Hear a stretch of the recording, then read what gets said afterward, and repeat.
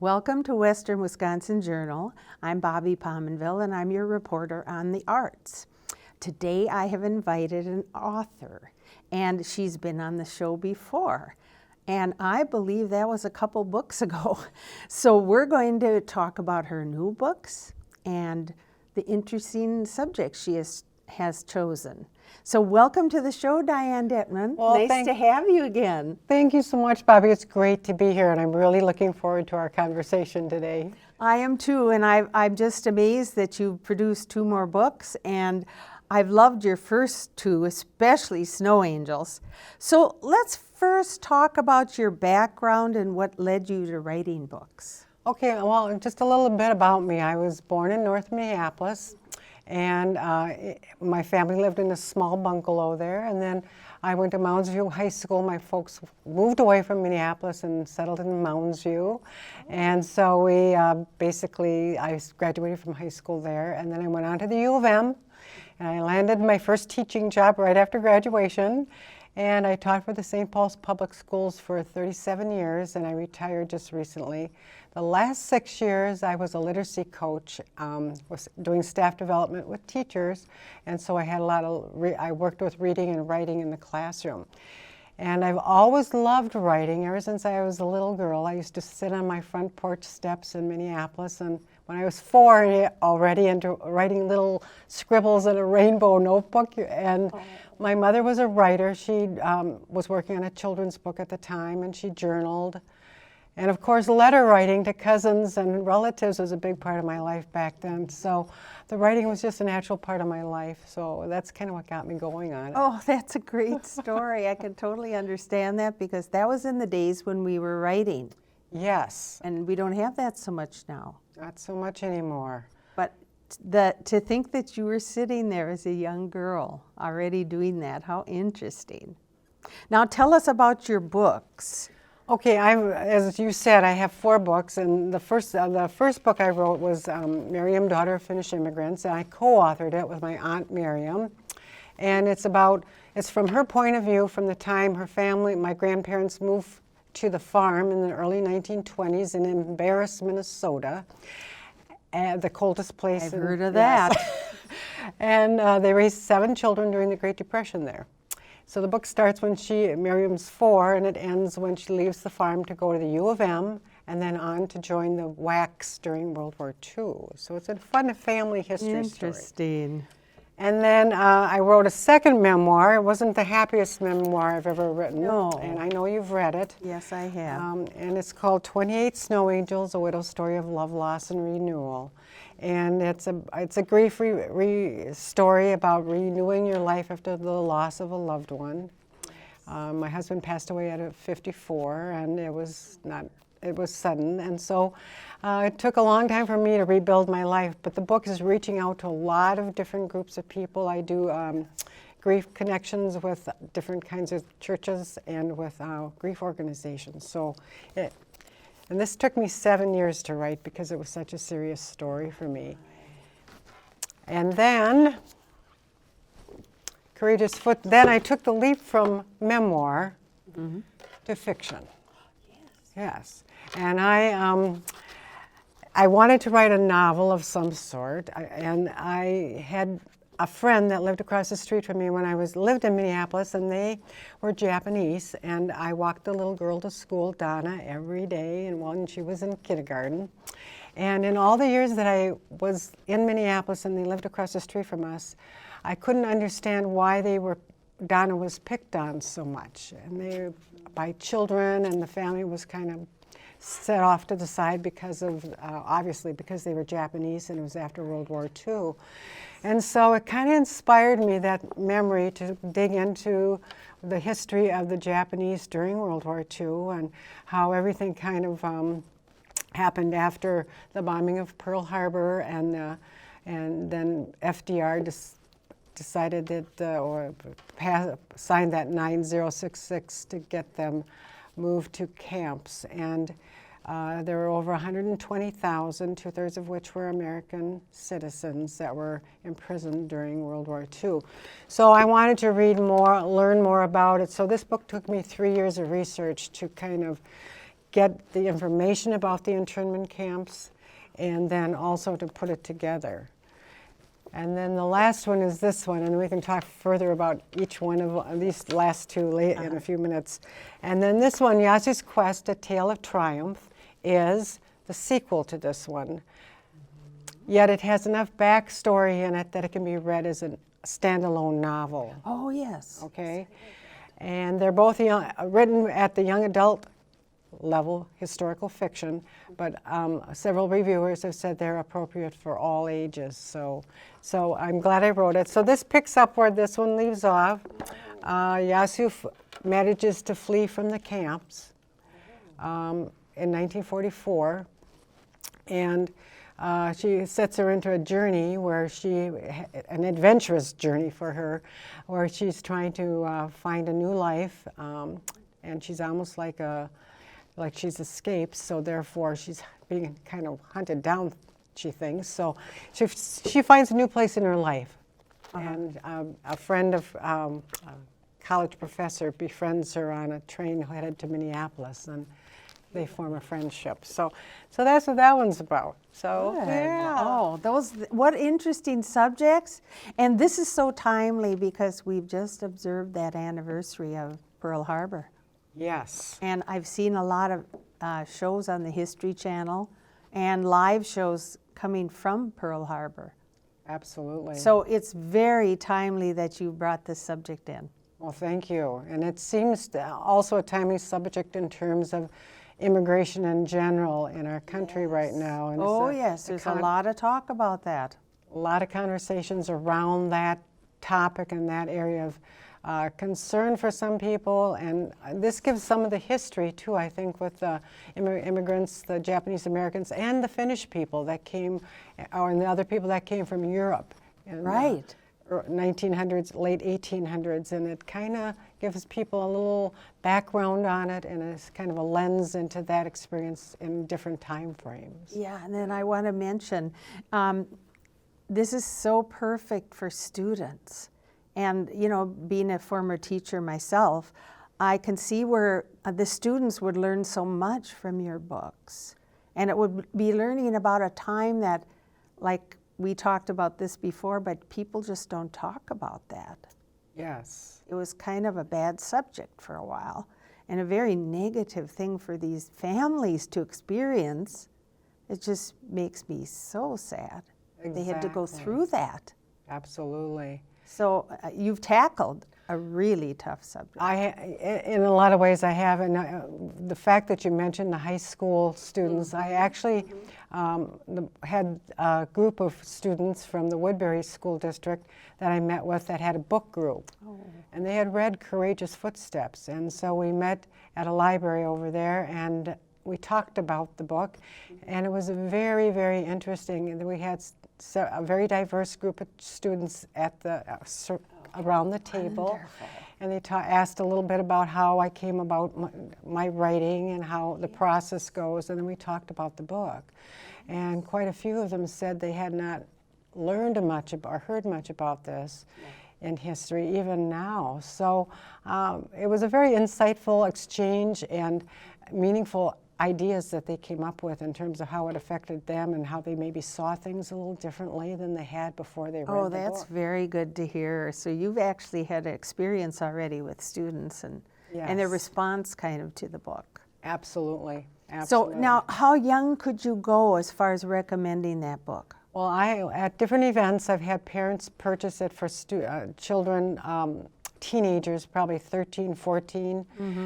It does not have any kind of sexual types of things in it at all. yeah. So it's very much more of just a well-told story, adventure story, and grounded in historical fact. And that's the other thing I think is really important with the book, is to realize that it took me 3 years of research, and I looked at a lot of documentaries. I read books. I read World War II oral histories, and I'm also connected with a couple Japanese organizations that focus a lot on the Japanese internment process and the history of it.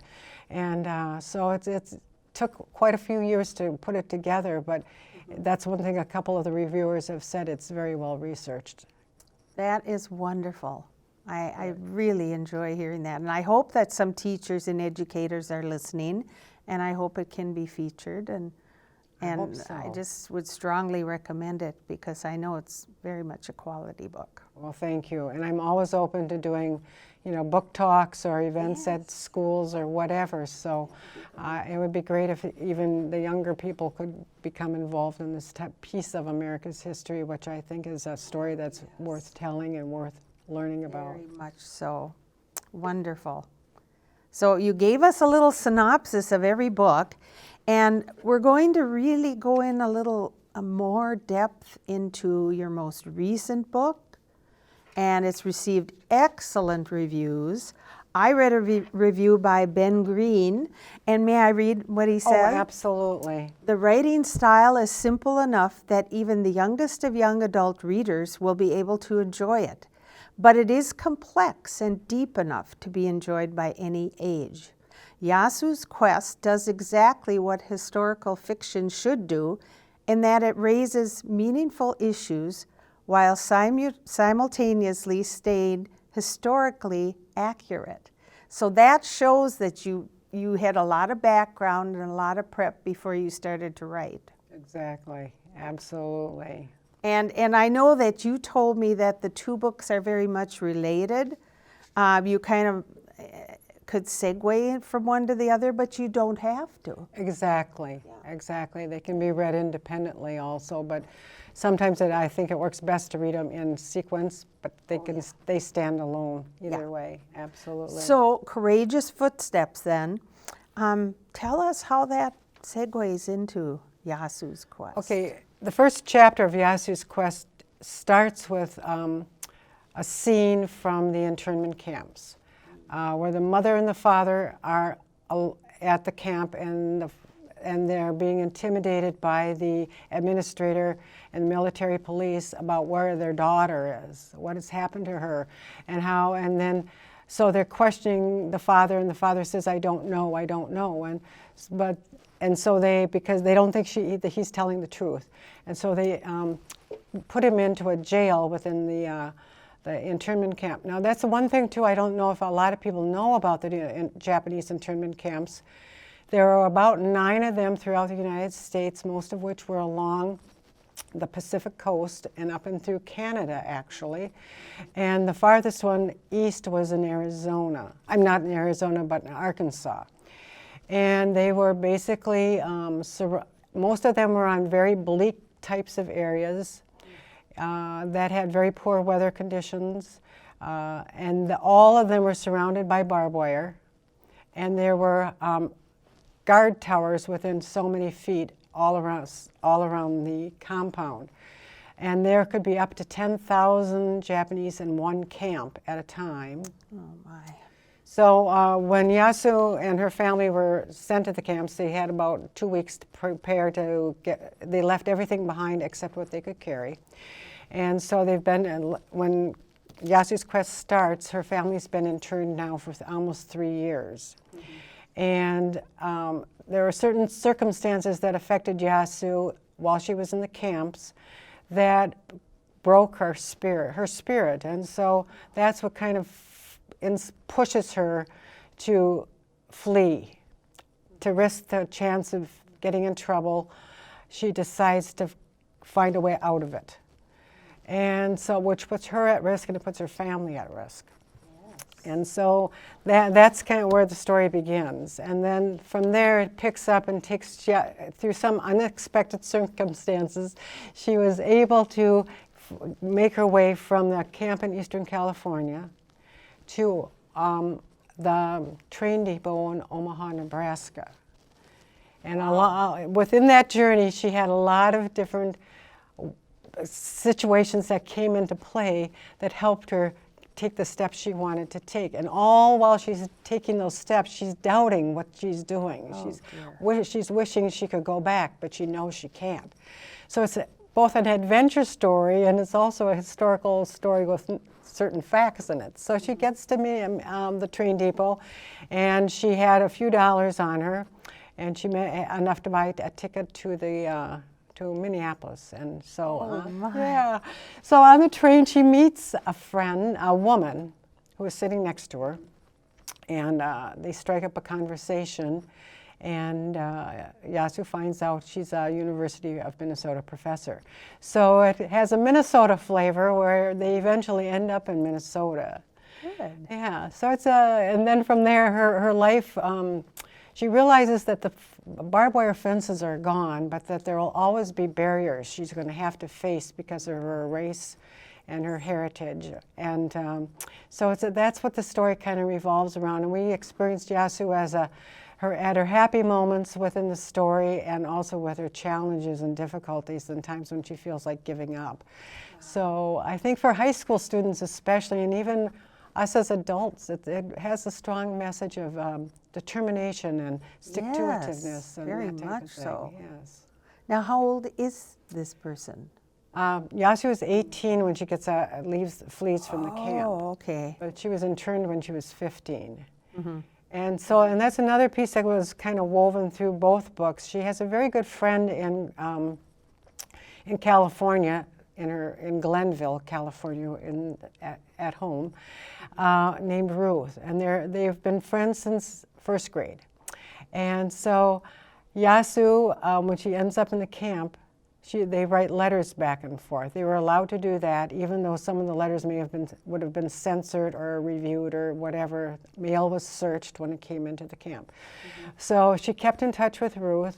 And meanwhile, all through the two books, you see the parallel between Ruth's life as a young girl who is not of Japanese descent, and Yasu, who is Japanese after World War II, and the difficulties Yasu has and the successes that Ruth is able to have in her life, because she has that advantage where she's of a different race. So it's an interesting story that way, and it kind of, that contrast, I think, is a really important part that flows through both of the books. That's very interesting that you would write that into it.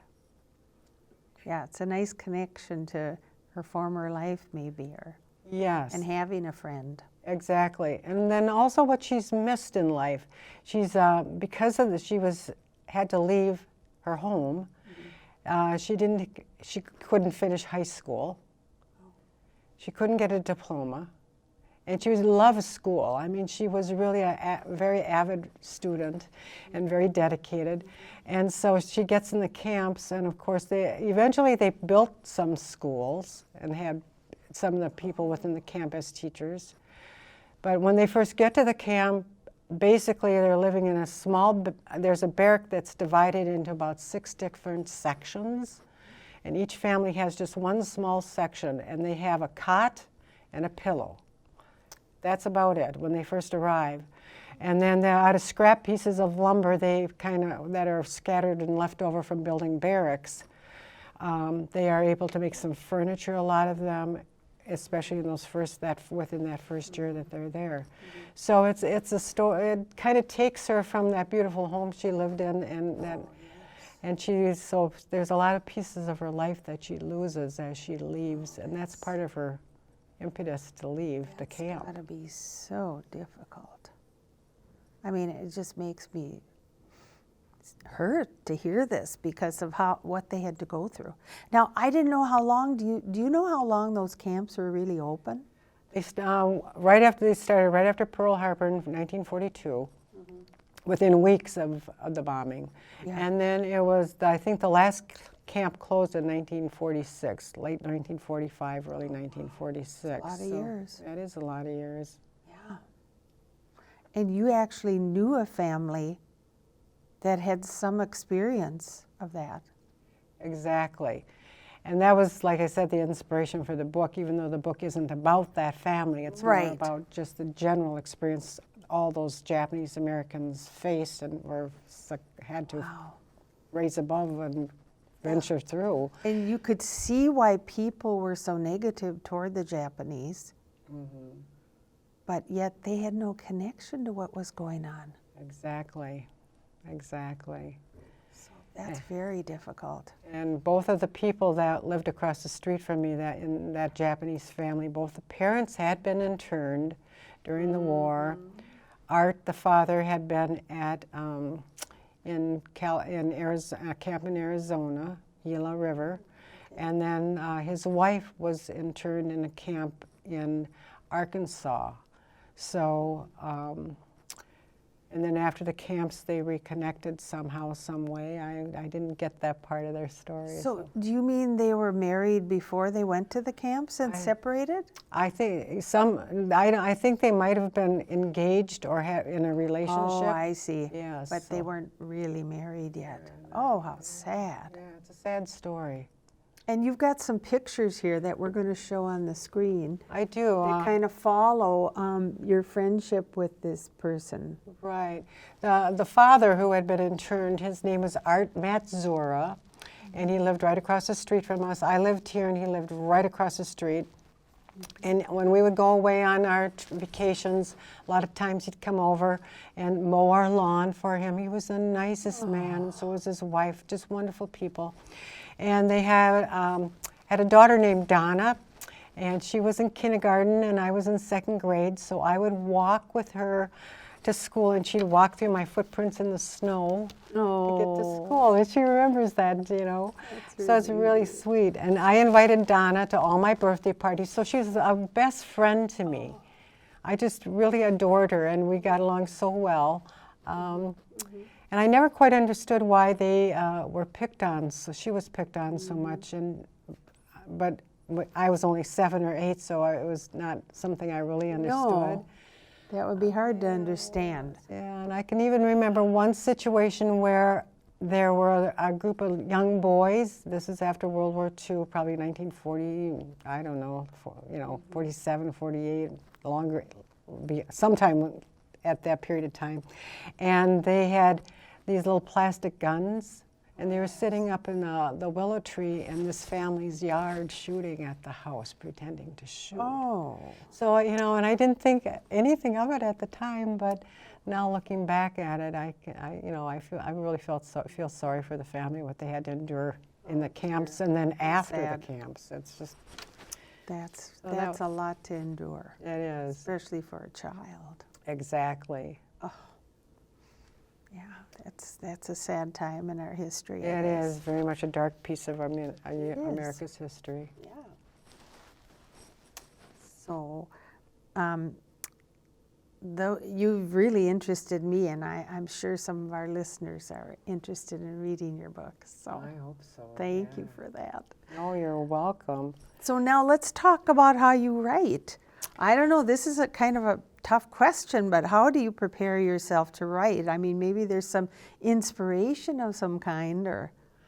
You know, well, first of all, this family inspired me in so many ways to kind of first dig into the research and the history of what this is all about. And then I'm a very visual writer. I do a lot of drawings. I have a whole folder at home of drawings that I've done. This is the house that Yasu eventually ends up in Minneapolis, just over by the University of Minnesota. And it's kind of based on my grandmother's house. My great-grandmother lived in a house similar to this. And then I even draw a floor plan so I can kind of know where certain places in the house are, so that I can get the characters to move around within that context. And I'm also, I do most of my work on the laptop, but I'm very much a pen and paper person. So I write first a lot of times the first several chapters in a notebook first. And then and as I'm writing, if I take a time to research or to look into something, I'll jot notes in the margin about what I found in a certain documentary or in a certain book type of thing. And then once I get a real swing on it and it's really moving along, then I move to the laptop. So, like I said, I'm very visual. I've looked up a lot of different things online and different kinds of things. And then this is a kind of a road. I wanted to show this because this is kind of a road map of what the book looks like from the beginning to the end. Oh my goodness. So it kind of gives people a sense of the characters are just characters when I first start. You know, they're there and they're kind of like Yassi's yeah. doing certain things, and all, her brother Haro, who's in the camp with them, also is kind of doing different things. And then, and I'm making them do the things. And then later, they're doing the things all by themselves. They're carrying me through the map here, into different places, and something I may have put on the map That's earlier a great visual. might not be what's going to happen. So that's what the sticky notes end up happening, because this is what was supposed to happen, and then this is what happened. So I always like to share that with people, because it kind of gives people a sense of how a writer kind of pictures things and processes. Yes, the and whole thing. these are great ideas for people who want to be writers. Yes, You absolutely. know, children in school and so on. We could take a lot of interest in that. Absolutely. Because you have to start somewhere, and then you're on that journey, like you have their footprints in the snow. Exactly. And that was and that was the original title. That was my working title for Courageous Footsteps. I see. But what happened, and I probably put that because I remembered this Yes. about walking down Yes. it in the snow. But then I ended up going with this title because the title is really important. It has to kind of say what the book is about in just a few words. And so I worked with my editor and that type of thing. We kind of came up with Courageous Footsteps, a World War II novel. That's a great title. Thank you. I like it. Because they took a lot of courageous footsteps through their process of Heavens. the internment and things. So yeah. So you've got a whole process going I there. do. And then, like I said, I've researched a lot about the camps, and I watched documentaries and that type of thing to get a sense of that. I do also have in my file a schedule from the year that she would have been going to the University of Minnesota, 1945, 46. I went back into the archives of the University of Minnesota documents, and I found kind of a schedule, so I kind of had a feel for when the school year started, and then I also found a map of the original campus, so I could kind of walk her through the different places, the different streets. And I had met with a book group recently, a late women's book group that had read Courageous Footsteps, and I described my writing process to them, and they said, that's why we could really feel where the characters were and see it, because it was so visual. So, yeah. That's a really great way Well, thank you. to write.